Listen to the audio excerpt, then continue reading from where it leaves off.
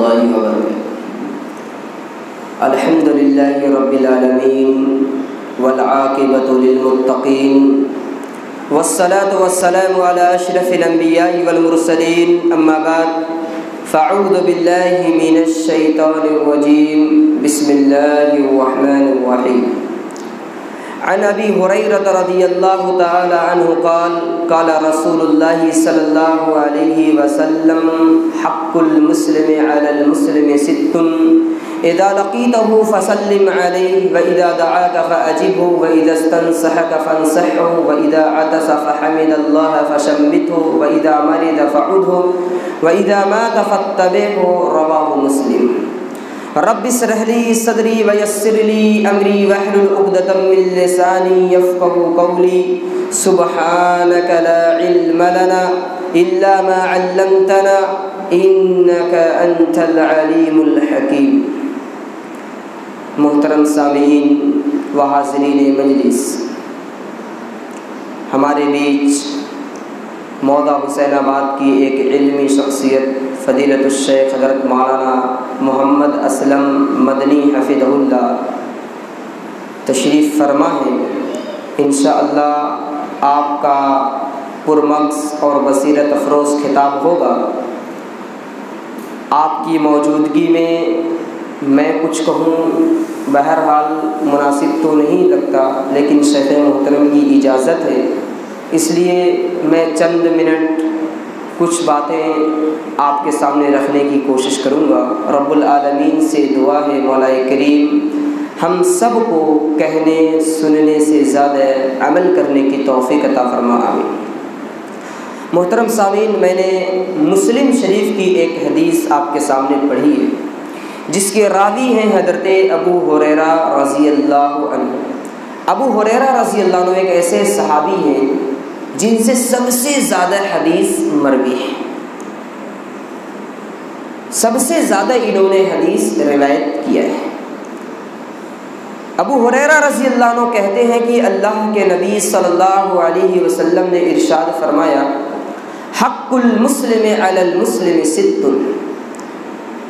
ایک مسلمان کے دوسرے مسلمان کے اوپر 6 حقوق عائد ہوتے ہیں. کتنے؟ 6 حقوق عائد ہوتے ہیں. ان حقوق کو ادا کرنا ہمارے لیے ضروری ہے. ہمیں چاہیے کہ ہم ان حقوق کو یاد رکھیں اور انہیں مکمل طور پہ ادا کریں.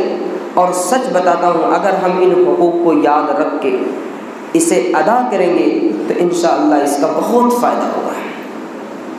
پہلا حق کیا ہے؟ اذا لقیتہ فسلم علیہ. ایک مسلمان جب دوسرے مسلمان بھائی سے ملاقات کرے تو سلام کہے. سلام کی اسلام کے اندر بڑی اہمیت اور فضیلت ہے. سلام کرنے سے آپس میں الفت محبت پیدا ہوتی ہے.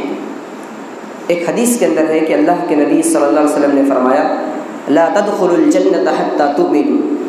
تم جنت میں نہیں داخل ہو سکتے یہاں تک کہ تم ایمان لاؤ، مومن بن جاؤ. پھر کہا ولا تؤمنوا حتى تحابوا. تم مومن بھی نہیں بن سکتے یہاں تک کہ تم آپس میں محبت کرنے لگو. پھر آپ نے کہا کہ کیا میں تمہیں ایسی چیز نہ بتلاؤں جسے تم کرو تو آپس میں محبت کرنے لگو.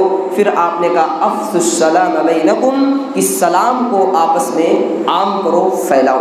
گویا سلام کو عام کرنے سے، سلام کو پھیلانے سے، سلام کرنے سے آپس میں الفت محبت پیدا ہوتی ہے.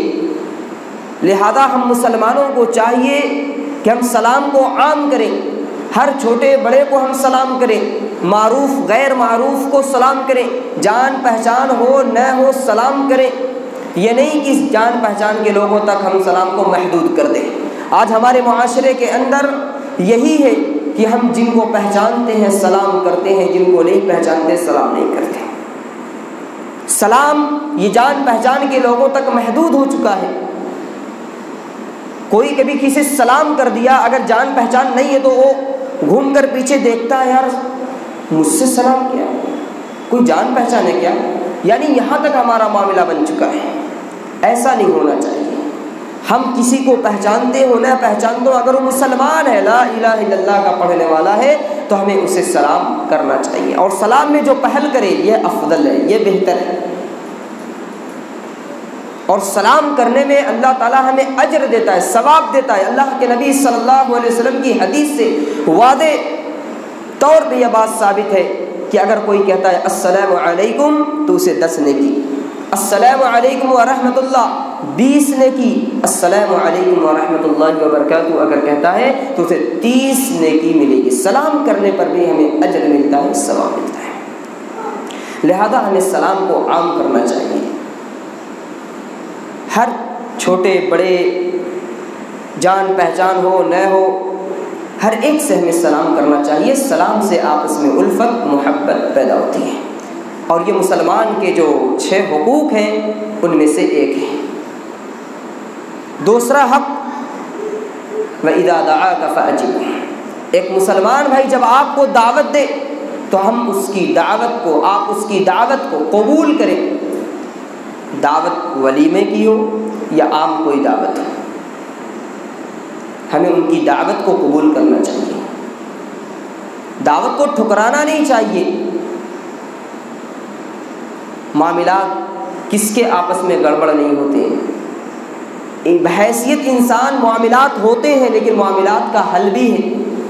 ایسا نہیں کہ ہم کوئی معاملہ ہو گیا، کوئی مسئلہ ہو گیا تو بس ٹائٹ ہو جائے، نہیں، اب آپ کے یہاں سے آنا جانا سب بند، لین دین بند، سلام اکرام بند، دعوت ولیمہ سب بند۔ یہ کیا معاملہ؟ جنازے میں نہیں آ سکتے، تم میرے جنازے میں شریک مت ہونا، یہ کیا معاملہ ہے؟ مسائل کس کے درمیان نہیں ہوتے، لیکن مسائل کا شریعت اسلامیہ کے اندر حل موجود ہے، ہم اس کو شریعت اسلامیہ کے مطابق حل کریں، اور ایک مسلمان ہونے کے ناطے ہم مل کر بھائی بھائی بن کر زندگی گزاریں۔ تو جب کوئی مسلمان بھائی ہمیں دعوت دے ہم اس کی دعوت کو قبول کریں، یہ دوسرا حق ہے۔ تیسرا حق وَإِذَا اسْتَنصَحَكَ فَانصَحْهُ، ایک مسلمان بھائی جب آپ سے خیر خواہی طلب کرے، کوئی مشورہ طلب کرے، آپ اس کو بہتر مشورہ دیں، اچھا مشورہ دیں۔ یہ نہیں کہ چلو موقع مل گیا، فلاں سن میں انہوں نے مجھے گالی دی تھی، مجھے کچھ کہا تھا، آج بدلہ لینے کا وقت آ گیا، مجھ سے مشورہ طلب کر رہا ہے، آج اس کو پھنسا دیتے ہیں۔ یہ پھنسانا مسلمان کا کام نہیں ہے۔ ہم سے کوئی مشورہ طلب کرے، خیر خواہی طلب کرے تو ہم اس کو بہتر مشورہ دیں، اس کی بہتر طریقے سے خیر خواہی کرے۔ انہوں نے کبھی ہمارے ساتھ غلط کیا تھا، معاف کر دے، عفو درگزر سے کام لینا یہ مومنوں کی صفت میں داخل ہے، مومنوں کی صفت ہے، اور ہم مومن ہیں، اہل ایمان ہیں، ہم عفو درگزر سے کام لیں۔ والکاظمین الغیظ والعافین عن الناس، قرآن کے اندر ہے کہ غصے کو پی جانے والے اور لوگوں سے درگزر کرنے والے یہ کون ہیں؟ یہ نیک لوگوں کی نشانی ہے۔ تو جب کوئی ہم سے خیر خواہی طلب کرے، مشورہ طلب کرے، بیٹی کا رشتہ ہے، بیٹے کا رشتہ ہے، زمین خریدنا ہے، کچھ اور اس طرح کا کام ہے، ہم سے مشورہ طلب کر رہا ہے، ہم اس کو بہتر طریقے سے مشورہ دیں۔ نہیں دے سکتے خاموش ہو جائیں، لیکن پھنسانے والا کام نہ کریں کہ اچھا موقع اسے پھنسا دیں، مشکل میں پڑ جائے، پریشانی میں پڑ جائے، یہ ایک مسلمان کا کام نہیں ہے۔ تو جب بھی ہم سے کوئی مسلمان بھائی خیر خواہی طلب کرے، مشورہ طلب کرے تو ہم اس کو بہتر مشورہ دیں، اچھا مشورہ دیں۔ غلط مشورہ دینا یہ بھی گناہ کا کام ہے، یہ تو دھوکہ ہو جائے گا کہ ہم نے ان کو دھوکہ دے دیا، اور دھوکہ دینا یہ منافقوں کی علامت ہے۔ کوئی ہم سے مشورہ طلب کر رہا ہے، ہم ان کو دھوکہ دے دیں تاکہ وہ پریشان ہو جائے، یہ منافقوں کا کام ہے، یہ مومن کا کام نہیں۔ جب کوئی مسلمان بھائی ہم سے مشورہ طلب کرے، خیر خواہی طلب کرے، ہم ان کی بہتر طریقے سے خیر خواہی کریں۔ چوتھا حق وَإِذَا عَطَسَ فَحَمِدَ اللَّهَ فَصَمِّتْهُ، جب کوئی مسلمان بھائی کو چھینک آئے اور چھینکنے کے بعد وہ کہتا ہے الحمدللہ، تو ہم اس کے جواب میں کہیں یرحمک اللہ۔ پھر چھینکنے والے کو چاہیے کہ وہ کہے یہدیکم اللہ ویصلح بالکم۔ یہ بھی مسلمان کے حقوق میں داخل ہے۔ ہم محفل میں ہوتے ہیں، مجلس میں ہوتے ہیں، چھینکنے والا چھینک دیتا ہے، الحمدللہ کہہ بھی دیتا ہے، بہت سارے لوگ تو کہتے بھی نہیں، بھول جاتے ہیں، اور کچھ لوگ کہتے بھی ہیں تو ہم وہاں بھول جاتے ہیں کہ ہمیں یرحمک اللہ بھی کہنا چاہیے۔ اسے یاد رکھیں، اور جب ایسا موقع آئے کسی بھی محفل اور مجلس کے اندر تو ہم اسے ضرور کہیں۔ جب وہ کہتا ہے الحمدللہ، ہم فوراً اس کے جواب میں کہیں یرحمک اللہ، پھر وہ ہمارے جواب میں کہے گا یہدیکم اللہ ویصلح بالکم۔ یہ بھی مسلمان کے جو 6 حقوق ہیں اس حدیث کے اندر بیان کیے گئے ان میں سے ایک حق ہے۔ 5واں حق وَإِذَا مَرِضَ فَعُدْهُ، ایک مسلمان جب بیمار پڑ جائے، مریض ہو جائے، بستر علالت پر چلا جائے تو ہم اس کی عیادت کریں۔ عیادت کی دین اسلام کے اندر بڑی فضیلت ہے۔ حدیث کے اندر آتا ہے کہ جب کوئی شخص کسی کی عیادت کے لیے صبح کے وقت جاتا ہے تو شام تک، اور شام کو جاتا ہے تو صبح تک 70,000 فرشتے ان کے لیے دعائیں مغفرت کرتے ہیں۔ کتنی بڑی چیز ہے، فرشتے ہمارے لیے دعائیں مغفرت کریں۔ کام کیا ہے؟ مریض کی عیادت کرنا ہے۔ مریض ہمارے رشتہ داری میں ہو یا غیر رشتہ داری میں، اگر ہمیں علم ہے تو کوشش کرے کہ وہاں پہنچ جائیں، کیونکہ عیادت سے ایک تو ہمیں اجر و ثواب ملے گا، فرشتے ہمارے لیے دعائیں مغفرت کریں گے، تو وہیں دوسری جانب جس کے یہاں جائیں گے اس کے دل میں ہمارے لیے الفت اور محبت ہوگی، ان سے ہماری قربت اور بڑھ جائے گی، وہ خوش ہو جائے گا کہ دیکھو میرا فلاں بھائی ہمارے گھر آیا ہے، ہماری عیادت کے لیے آیا ہے، ہماری تیمارداری کے لیے آیا ہے، تو اس کے اور آپ کے درمیان الفت اور محبت بڑھے گی، اجر و ثواب ملے گا، کتنا فائدہ ہے۔ لہذا جب بھی کوئی مسلمان بھائی بیمار پڑے ہم اس کی عیادت کریں۔ اور 6واں حق کیا ہے؟ وَإِذَا مَاتَ فَاتَّبِعْ، جب ایک مسلمان بھائی انتقال کر جائے، مر جائے، تو ہم اس کی نماز جنازہ میں شریک ہوں۔ نماز جنازہ میں شرکت اس کا بہت بڑا اجر ہے۔ حدیث کے اندر آتا ہے اگر کوئی شخص کسی کی نماز جنازہ ادا کرتا ہے اسے 1 قیراط، نماز جنازہ کے بعد مٹی دے کر واپس آتا ہے تو پھر 2 قیراط انہیں اجر ملتا ہے۔ قیراط کسے کہتے ہیں؟ 1 قیراط احد پہاڑ کے برابر ہے۔ احد پہاڑ کہاں ہے؟ مدینہ منورہ کے اندر، جہاں اللہ کے نبی صلی اللہ علیہ وسلم نے اپنی زندگی کا 10 سالہ وقت گزارا، وہیں آپ انتقال کیے، وہیں آپ مدفون ہوئے، وہیں آپ کی قبر مبارک ہے۔ مسجد نبوی جس کی بنیاد اللہ کے نبی صلی اللہ علیہ وسلم نے اپنے ہاتھ سے رکھا، وہ مسجد نبوی بھی مدینہ منورہ کے اندر ہے۔ اسی مدینے کے اندر یہ احد پہاڑ ہے جس کی لمبائی چوڑائی بہت زیادہ ہے۔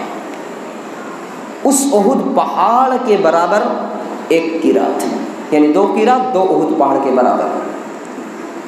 اور یہ بھی آپ جان لیں کہ جنازے میں شرکت سے ایک انسان کو نصیحت ملتی ہے۔ جب ہم کسی کی نماز جنازہ میں شرکت کرتے ہیں تو ہمیں وہاں اگر تھوڑا بھی غور کریں تو ہمیں اس سے عبرت ملتی ہے، نصیحت ملتی ہے کہ دیکھو آج یہ فلاں ابن فلاں جو کل تک تو دنیا میں موجود تھے، آج یہ دنیا سے جدا ہو گئے، دنیا سے چلے گئے، ایک دن آئے گا ہم بھی اسی طرح دنیا سے چلے جائیں گے۔